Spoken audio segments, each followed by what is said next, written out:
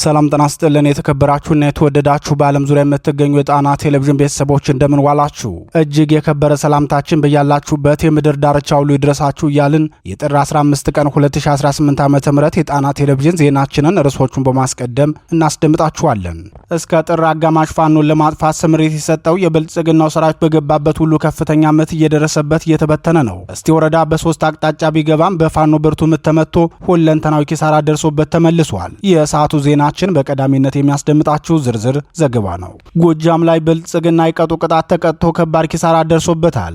በሁለት ግንባሮች ወደ ሸበል በረንታ ገብቶ የነበረ ቢሆንም የአጼ ቴዎድሮስ 201ኛ ኮር በከፈተበት ፈጣን ማጥቃት በርካታ ኃይሉ ተመቶበት በወጣበት ቀርቷል። የተረፈው በርካታ ኃይሉ ሙሉ ትጥቁን እንደያዘ ፋኖን ተቀላቅሏል። ዜናችን ዝርዝር አሰናድቶበታል፣ ይደመጣል። የአማራ ጠላቶች ፋኖን እንበትነዋለን እያሉ ቢዘባበቱም ፋኖ ግን ጠላቶቹን እየበተነና እያፈረሰ የራሱን ኃይል እያጠናከረ ይገኛል። ፋኖ አንድነቱን በመሰረተ ማግስት 75 የብልጽግናው ሰራዊት ከባድ መሳሪያን የነፍስ ወከፍ መሳሪያን በ10 ሺዎች ከሚቆጠር ተተኳሽ ጋር እንደያዙ ፋኖን ተቀላቅለዋል። በየትኛው ግንባር የሚለውም በዜናችን ተሰሙታላችሁ።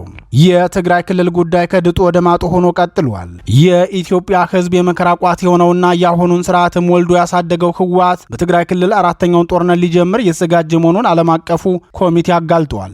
በትግራይ ክልል የአንዣበበውን የጦርነት አደጋ አስመልክቶ ዓለም አቀፉ ተቋም ያጋለጠውን መረጃ በዝርዝር ተሰሙታላችሁ። እነዚህንና ሌሎች የተመረጡ መረጃዎችን አሰባስበን ያሰናዳነው የዕለቱ ዜናችን ከዚህ ሰዓት ጀምሮ ወደ እናንተ መቅረብ ይጀምራል። በድጋሚ እስከ መጨረሻው አብራችሁን ቆዩ እያልን በቀጥታ ወደ ዝርዝር ዘገባው እናልፋለን።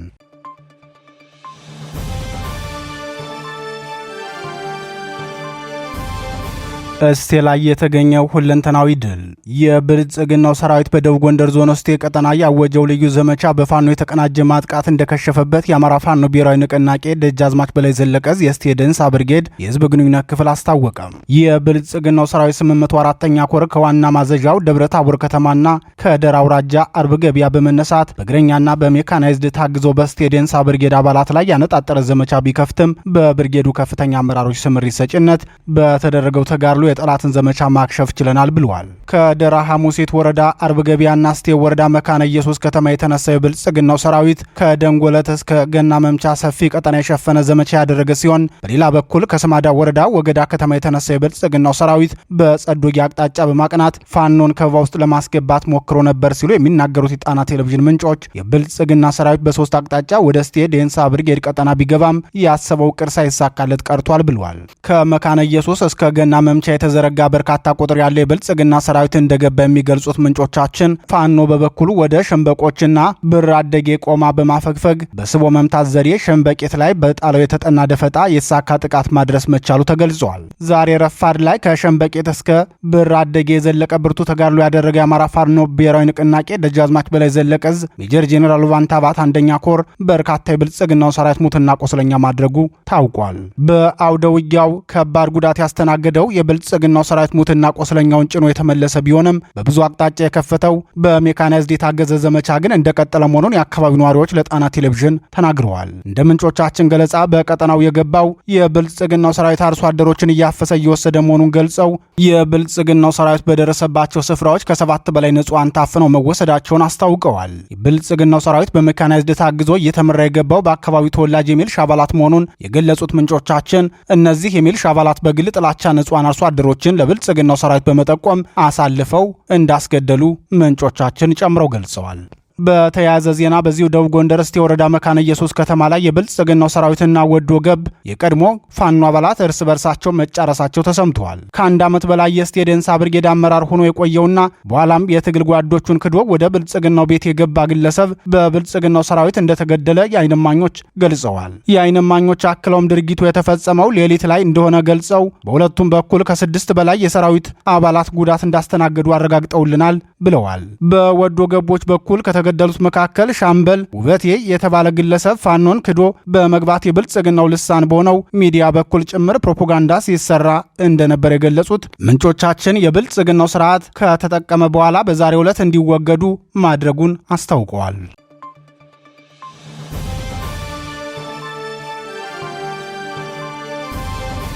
አጼ ቴዎድሮስ ታላቅ ድል ተቀዳጀ።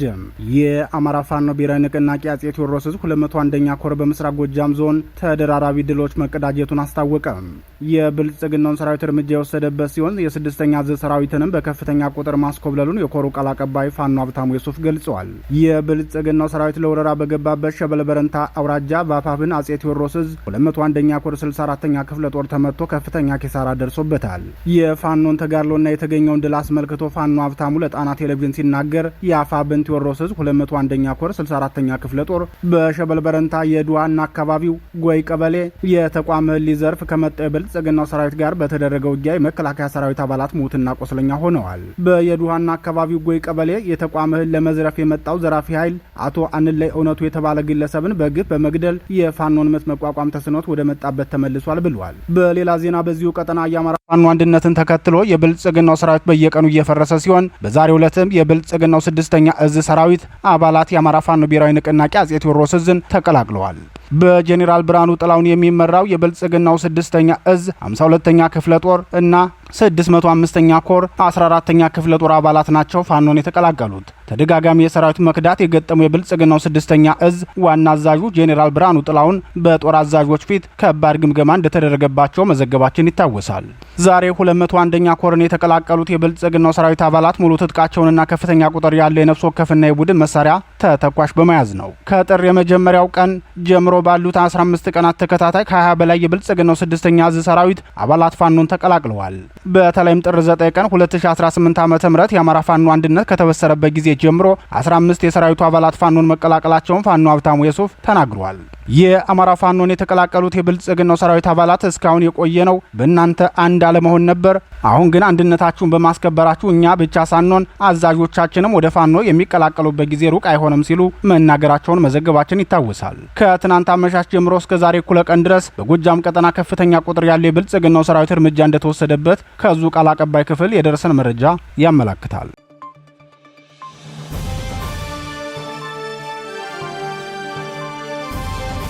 75 የብልጽግናው ጥምር ጦር አባላት ፋኖን ተቀላቀሉ። የአማራ ፋኖ ብሔራዊ ንቅናቄ መመስረቱን ተከትሎ የብልጽግናው ጥምር ጦር በጅምላ እየፈረሰና ፋኖን እየተቀላቀለ ይገኛል። የብልጽግናው 203ኛ ኮር ዋና አዛዥ አጃቢዎችን ጨምሮ 15 የሰራዊቱ አባላት አጼ ምኒልክ ዕዝን ሲቀላቀሉ 60 የሚልሽ አባላት ደግሞ አጼ ቴዎድሮስ ዕዝን ተቀላቅለዋል። የአማራ ፋኖ ብሔራዊ ንቅናቄ አጼ ምኒልክ ዕዝ ህዝብ ግንኙነት መምሪያ ዛሬ ለሚዲያችን እንደገለጸው 8 የብልጽግና ሰራዊት አባላት ምስራቅ አማራ ኮር 2 አላኮርማ ክፍለ ጦርን ተቀላቅለዋል። 8ቱም አባላት ሙሉ ትጥቃቸውንና በ10 ሺህ የሚቆጠር ተተኳሽ ይዘው መግባታቸው ታውቋል። የዕዙ ቃል አቀባይ መምሪያ አክሎም የፋኖን አንድ መሆንና የመሪ ድርጅቱ አፋብን መመስረትን ተከትሎ የጠላታችን ብልጽግና ሰራዊት በሰፊው ፋኖን እየተቀላቀሉ ነው። 8 አባላቱ 7 ክላሽ 1400 ተተኳሽ 7 የወገብ ትጥቅና 6 F1 ቦምብ ይዘው ከአላኮርማ ክፍለ ጦርን ተቀላቅለዋል ብሏል። በተጨማሪም በዚሁ ሰሜን ወሎ ቀጠና የሚንቀሳቀሰው የብልጽግናው ሰራዊት የ35ኛ ክፍለ ጦር አባላት ፋኖን ተቀላቅለዋል። ከተለያዩ አህዶች አውጣቶ ኮማንዶዎች ቢያመጣም ከወንድሞቻችን ጋር አንዋጋም ብለው 3 የሰራዊቱ አባላቶች ከነሙሉ ትጥቃቸው ምኒልክ ዕዝ ምስራቅ አማራ ኮር አንድ ባለሽርጡ ክፍለ ጦር ጋር ተቀላቅለዋል ሲል የዕዙ ቃል አቀባይ መምሪያ አስታውቋል። በሌላ በዚሁ ወሎ ቤት አማራ ግንባር የሚንቀሳቀሰው ሰሜን ምስራቅ ዕዝ 203ኛ ኮር ብልጽግና ሰራዊት ከፍተኛ አመራር ኮሎኔል ገዳሙ አጃቢ ፋኖን ሲቀላቀል ሌሎች 4 የሰራዊቱ አባላትም ፋኖን ተቀላቅለዋል። የዚህን መረጃ ለሚዲያችን ያደረሰው የአጼ ምኒልክ ዕዝ ቃል አቀባይ መምሪያ የብልጽግና መከላከያ ሰራዊት 203ኛ ኮር አመራር የሆነው ኮሎኔል ገዳሙ አጃቢ የኮማንዶ ጥርጥር ክላሽ በመያዝ እና 83 ክፍለ ጦር ቃኝ የሆነው ሌላኛው አባል እንዲሁም ሌሎች የሰራዊቱ አባላት ጥቁር ክላሽንኮቭ በመያዝ ምኒልክ ዕዝ ልዩ ዘመቻን ተቀላቅለዋል ብለዋል። ይህ በእንዲህ እንዳለ የአማራ ፋኖ አንድነት መመስረትን ተከትሎ 60 የባዲ ሚልሻ አባላት 2 ብሬንና 45 ክላሽንኮቭ በመያዝ ፋኖን ተቀላቅለዋል። አንድነቱ በተበሰረ ማግስት በርካታ የስርዓቱ ሰራዊት አባላት እየፈራረሱ ወደ ፋኖ እየተቀላቀሉ ነው ሲል የገለጸው የአፋብን ህዝብ ግንኙነት ክፍል በተለያዩ ቀጠናዎች ብልጽግና ሲያሳድዳቸው የነበሩ ኃይሎች ታጥቀው ራሳቸውን ከጨካኙ መንግስት ጥቃት ሲከላከሉ የቆዩ በመተከል አውራጃ ዳንጉር ወረዳ በሻለቃ ሲሳይ ገነት ሲመሩ የነበሩ 60 የሚልሻ አባላትና መሪው ሻለቃ ሲሳይ ገነት በትናንትናው ዕለት 2 ብሬንና ከ45 በላይ ክላሽንኮቭ በመያዝ የአማራ ፋኖ ብሔራዊ ንቅናቄ ቴዎድሮስ ዕዝ 105ኛ ኮር 66ኛ ክፍለ ጦርን ተቀላቅለዋል ብለዋል። ፋኖን የተቀላቀሉት የሚልሻ አባላቱ ይህ ስርዓት የጭካኔ ጥግ ያሳየን ስርዓት ነው። ይህን ስርዓት እስከ መጨረሻው ለማስወገድ የነበረንን ፍላጎት የፋኖ አንድ መሆን ረድቶናል። የመጣነውን ፋኖ አንድነቱን መመስረቱን ስላረጋገጥን ነው በማለት የብልጽግናውን ስርዓት በጽናት ለመታገል ቃል ገብተዋል።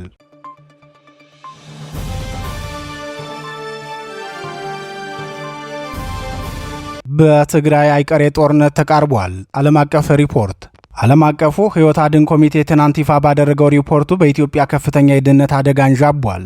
በ3 ክልሎች የተካሄዱትና አሁንም እየተካሄዱ ያሉት ጦርነቶች ደግሞ የኢትዮጵያን ሕዝብ የችግር ስፋት አክፍቶታል ብሏል። ኮሚቴው በሪፖርቱ ዋና ትኩረት ያደረገው በትግራይ ክልል ያለውን ሁኔታ ሲሆን በትግራይ ክልል ጦርነት መካሄዱ አይቀሬ ነው። ይህ ደግሞ ክልሉን የበለጠ ለከፍ አደጋ ያጋልጠዋል ሲል ገልጿል። በኢትዮጵያ ከፍተኛ የሰብአዊ ቀውስ አለ፣ ሚሊዮኖች የሰብአዊ ድጋፍ ፈላጊዎች ናቸው ሲል የሚገልጸው ዓለም አቀፉ ሕይወት አድን ኮሚቴ በተለይም በአገሪቱ የተፈጠረው ጦርነት ለሕዝቡ ቀውስና ለከፋ መከራ ቀዳሚው ምክንያት መሆኑን አስቀምጧል። በተለይም በትግራይ ክልል ቀጣይ የጦርነት ስጋቶች የበለጠ ወደ ተጨባጭ አይቀሬ ጦርነት መሸጋገራቸውን ኮሚቴው አስታውሶ አይቀሬው ጦርነት የሚካሄድ ከሆነ ደግሞ በክልሉ የሚፈጠረው ሰብአዊ ቀውስ ከመቼውም ጊዜ በላይ የከፋ እንደሚሆን አሳስበዋል። በትግራይ ክልል የሚገኙ 3 ፖለቲካ አሰላለፎች ማለትም በነደብረ ጽዮንና ፈትለወርቅ የሚመራው ህወሓት፣ በብልጽግናው ሹም ጄኔራል ታደሰ የሚመራው የክልሉ ጊዜያዊ አስተዳደርና ውግንናውን ለነደብረ ጽዮን ያደረገው የታጣቂ ቡድኑ ኃይል የአማራን ርስቶች ለመንጠቅ ወደ ጦርነት እንደሚገባ ካሳወቀ ቆይቷል። በክልሉ የፖለቲካ ስልጣን ላይ መግባባት ያልቻለው 3ቱ አሰላለፍ በአማራ ህዝብ ላይ ሊከፍቱት ያሰቡትን ጦርነት ግን በቅንጅት የሚሳተፉበት ሲሆን በዚህ ጦርነት ደግሞ በዋናነት ከብልጽግናው ስርዓት በድጎማ በጀት ስም ከ17 ቢሊዮን ብር በላይ ተቀብሏል። ህወሓት ከ30 ዓመታት በላይ በኃይል በወራ ይዞት ከነበረው የአማራ ርስት መባረሩ የሚታወስ ሲሆን ወረራውን በድጋሚ ለመፈጸም ከፍተኛ ወታደራዊ ዝግጅት ሲያደርግ መቆየቱ ይታወቃል። በዲፕሎማሲ በፖለቲካ ፕሮፓጋንዳና በወታደራዊ ኃይል ወልቃይት ጠገዴ ሰቲት ሁመራ ዞንን ለመውረድ እየተዘጋጀ መሆኑን በተደጋጋሚ ጊዜ ሲገልጽ ቆይቶ ነበር። ለዚህ የህወሓት ወረራና ተስፋፊነት ሲባልም በትግራይ ክልል ህዝብ ላይ ከፍተኛ ሰብአዊ ቀውስ ሊያደርስ ከጫፍ መድረሱን ዓለም አቀፉ ሕይወት አድን ኮሚቴ ስጋቱን ገልጿል።